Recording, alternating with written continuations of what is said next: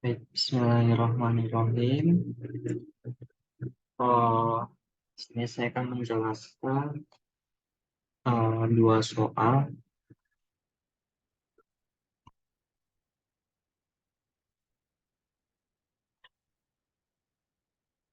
Di sini soal nomor pertama ya. Jadi dalam UKM PPD itu ada beberapa trik kita bisa mengerjakan soal lebih cepat.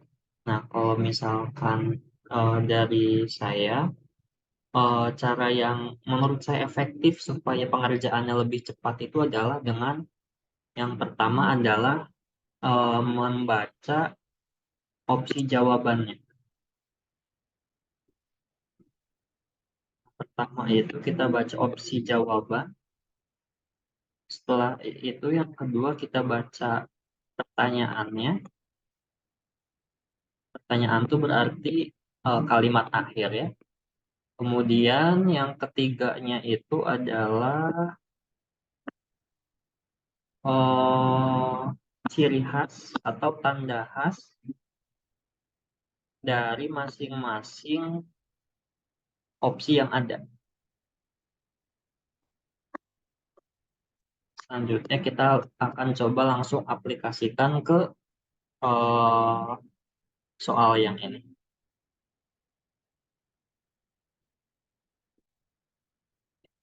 Dulu.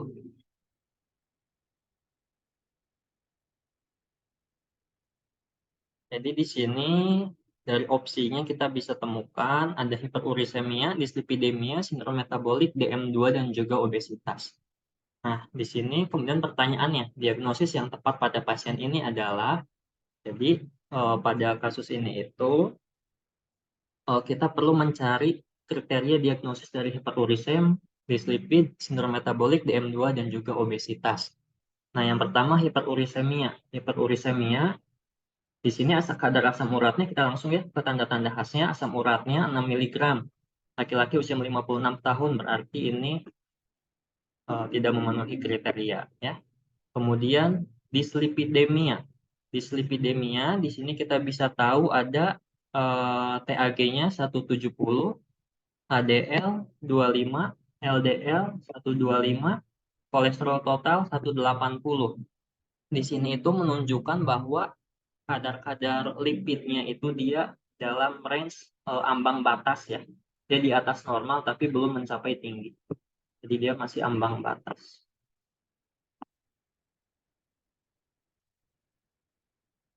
Berarti kriteria diagnosis untuk dislipidemianya ini masih belum bisa kita eh, tegakkan seperti itu. Kemudian sindrom metabolik. Sindrom metabolik itu kan dia beberapa sindrom ya.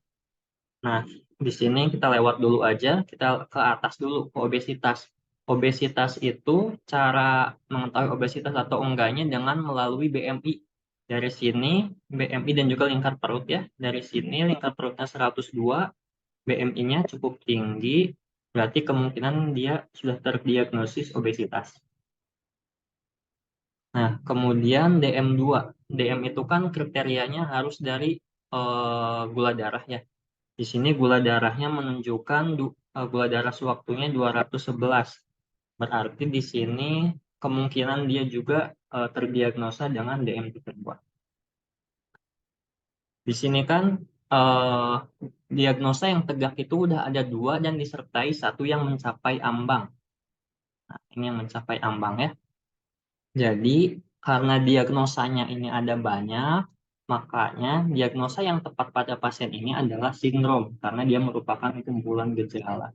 Jadi kalau misalkan dari kasus ini, opsi yang tepat adalah sindrom metabolik. Ya. Sekarang kita eh, bahas tentang apa itu sindrom metaboliknya. Karena untuk cara cepat seperti ini itu eh, alangkah lebih baiknya kita dan memang syaratnya kita harus tahu teorinya terlebih dahulu. Jadi kita coba bahas teorinya dulu.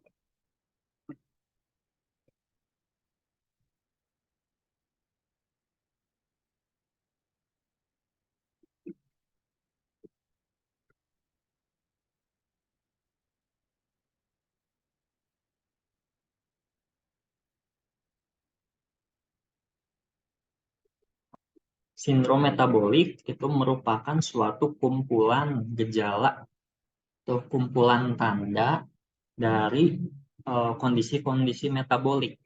Nah, di sini kita punya headshot-nya ya. Headshot-nya itu namanya eh, kita sebut flow. Ya, flow. Apa itu loh? Loh itu yang pertama di sini lipid. Lipid.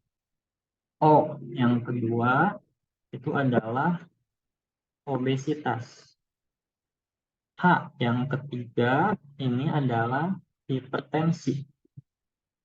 Dan H yang terakhir ini namanya hiperglikemia.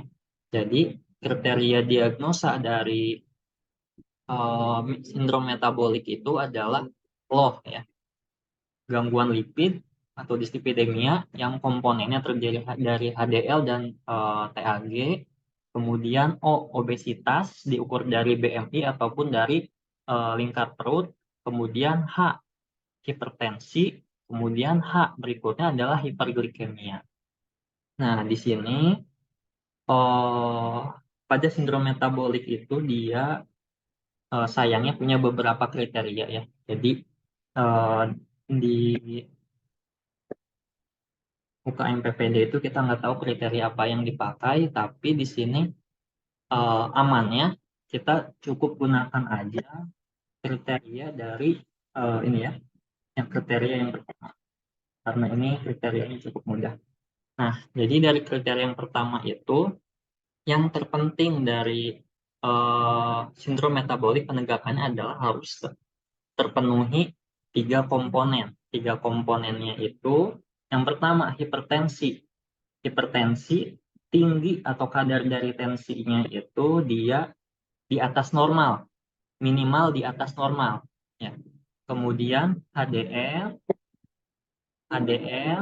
gangguan, TAG juga gangguan ya di atas normal, GDP di atas normal, tidak mesti dia disebut kriteria DM ya. Yang penting dia harus di atas normal dan juga obesitas ini juga harus di atas normal. Jadi kalau misalkan sudah terpenuhi minimal tiga dari kriteria-kriteria ini, maka sindrom metabolik itu bisa ditegakkan. Nah, seperti itu. Nanti kawan-kawan tidak perlu khawatir karena pada soal-soal UKM PPD itu, insya Allah soal-soalnya tidak akan sulit ya. Jadi misalkan tensinya tidak akan contohnya 129 per 84, nah, nggak akan kayak gitu. Biasanya kalau tensinya itu dikasihnya 140 sekian. Jadi pokoknya nilai-nilainya nilai-nilai yang enak untuk dikerjakan soalnya ya. Jadi ingat untuk sindrom metabolik itu headshot-nya adalah low. Yang pertama lipid harus di atas normal atau di bawah normal ya.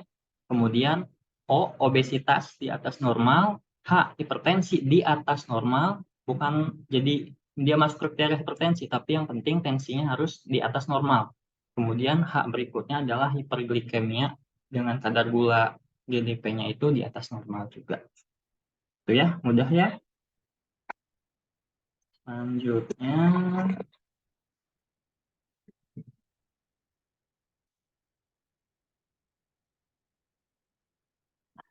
soal yang nomor 2.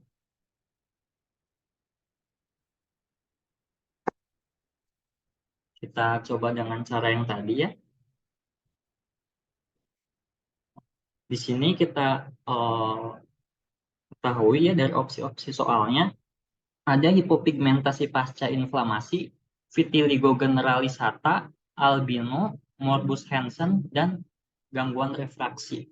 Nah, kemudian di sini ditanyakan diagnosa yang tepat. Nah, dari soal ini itu kita bisa memperkirakan si soal ini mengarahnya kemana sih, apa yang ditanyakan, apa yang harus kita cari, ciri khas apa yang harus kita cari. Nah, dari soal-soal ini kan kita bisa tahu kalau misalkan soalnya ini uh, ada menanyakan penyakit-penyakit tentang gangguan pigmen ya, gangguan pigmen kulit. Nah, sekarang tinggal kita eh, gali ciri khasnya. Nah, yang pertama, Morbus Hansen. Morbus Hansen itu kan dia nama lainnya lepra ya. Ciri khasnya itu dia punya gangguan sensorik. Gangguan sensorik pada lesi. Kemudian albino. Albino ini ciri khasnya dia sejak lahir, sejak lahir seluruh tubuh. Nah, ini ciri-ciri khasnya ya.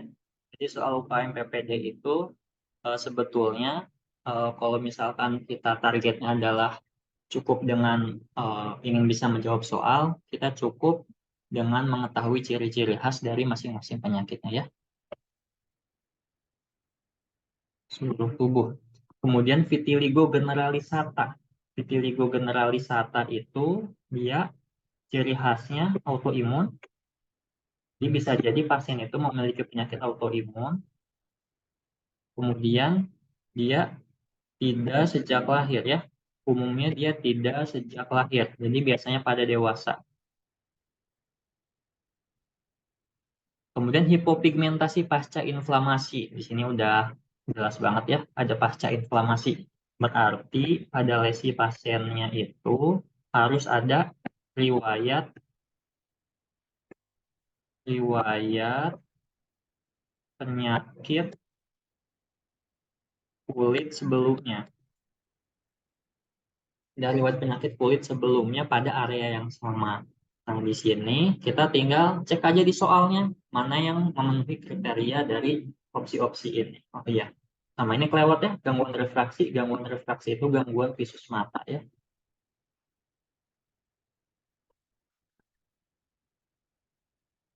Nah, di soalnya kita tinggal gali.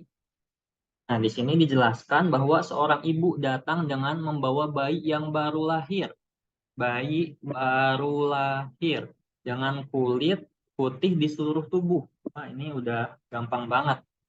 Berarti kriteria yang memenuhi baru lahir dan di seluruh tubuh itu adalah kriteria yang punyanya albino ya, albino. Nah, gitu. Jadi kalau mau ingat antara albino sama vitiligo, gampang aja. Jadi albino itu kan all, artinya dia semua. Artinya kalau albino itu lesi eh, depigmentasi atau hipopigmentasinya itu all, menyeliputi seluruh tubuh gitu ya. Cara bedain albino sama vitiligo. Jadi headshotnya itu adalah all ya, untuk membedakan albino dan vitiligo. All, albino ini ya, berarti seluruh tubuh gitu. Mudah ya, Insya Allah cukup mudah soal UKM PPD. Baik, mungkin sekian ya yang bisa saya jelaskan. Ini mungkin ada gambarannya, bisa dilihat ya.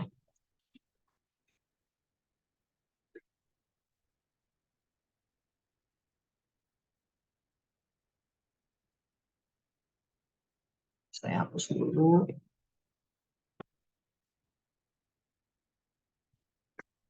Nah, ini ya, ini albino, ini albino nih. Ini vitiligo ya, cuma sebagian tubuh dan dewasa. Ini anak-anak. Kemudian ini hipopigmentasi pasca inflamasi. Ada bekas-bekas lesi kulit yang lain. Ya, mungkin cukup sekian aja. Terima kasih. Assalamualaikum warahmatullahi wabarakatuh.